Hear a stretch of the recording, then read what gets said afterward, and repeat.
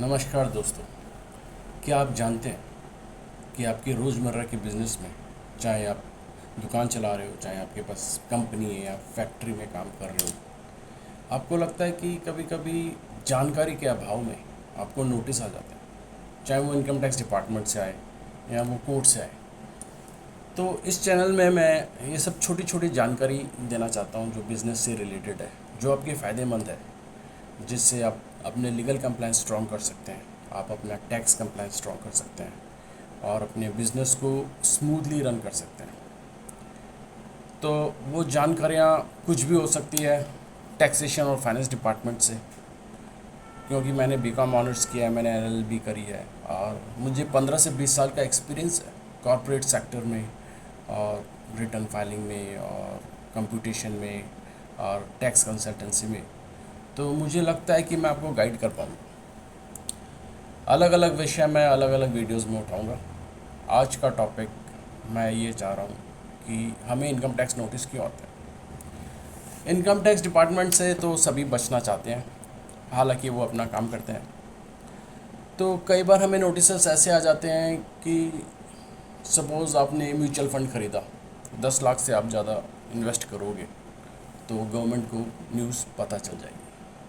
एक एआईआर होता है, एक रिपोर्टिंग सिस्टम होता है जिससे बैंक रिपोर्ट देता है डिपार्टमेंट को। अगर आपने प्रॉपर्टी ख़रीदी है 30 लाख से ऊपर का तो आपकी रिपोर्ट चली जाएगी। या आपने बियरर चेक या डिमांड ड्राफ्ट बनाया है 10 लाख का तो इन्फॉर्मेशन पहुंच जाएगी कि आपने ये ट्रांजैक्शन किया है।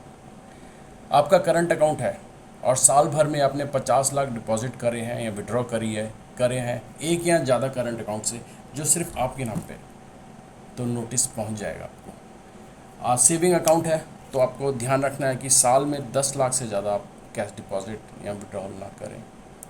तो ये छोटी छोटी बातें हैं। अगर आपने कोई फॉरेन एसेट बेचा है या फॉरेन आपके सोर्सेज ऑफ इनकम है तो वो सब आपको डिस्क्लोज़ करने पड़ेंगे।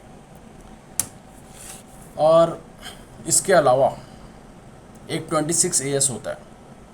26 AS स्टेटमेंट में क्या होता है कि आपको जो पेमेंट कर रहा है, जिससे आपको पैसा लेना है, वो थोड़ा सा पैसा रोक के देता है, टीडीएस बोलते हैं उसे। तो 26 AS में पूरा गवर्नमेंट ने आपको बताया हुआ है, आपके आईटीआर लॉगिन में डिटेल आ जाती है कि यहाँ से आपके पैसा आया है और इतना इतना उन्होंने टैक्स काटा है और गवर्नमेंट को डिपॉजिट दिया है। जब आप आईटीआर भरते हो तो आपकी ड्यूटी बनती है कि आप वो 26 AS को मैच करें। आप जब कंप्यूटेशन बनाते हो आप कितना टैक्स दिखा रहे हो और कितना आपका कटा है। अगर मिसमैच होगा तो नोटिस तो आएगा ही।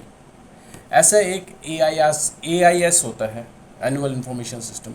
एक टीआईएस होता है, टैक्स पेयर का इंफॉर्मेशन सिस्टम। उसमें गवर्नमेंट को पता चल जाता है कि आपकी कितनी कितनी सेविंग अकाउंट है, उसमें क्या क्या इंटरेस्ट आ रहा है, आपको income from other source dividend कहाँ कहाँ से आ रहा है। तो आपको एआईएस और टीआईएस इनको भी डाउनलोड करना है और आपको मैच करना है। तो ये सब छोटी छोटी चीज़ों का आप ध्यान रखोगे तो आप सुखी रहोगे। नमस्ते, मैं हूँ Pavan Kumar Sharma, B Com honours and LLB. और मेरे आने वाले वीडियोस में और भी आपको अच्छी अच्छी जानकारी मिलेगी। आप मुझे सब्सक्राइब करिए और अपने कमेंट्स लिखिए किस टॉपिक में आप चाहते हो कि मैं आपके बारे में आपके समस्याओं के बारे में बताऊं, वो मैं ज़रूर करूंगा। आप मुझे 1-on-1 कॉल भी कर सकते हैं, कंसल्टेंसी भी ओपन है। आप ईमेल भी कर सकते हो, मेरे ईमेल का एड्रेस भी है और मेरी वेबसाइट का एड्रेस भी मौजूद है।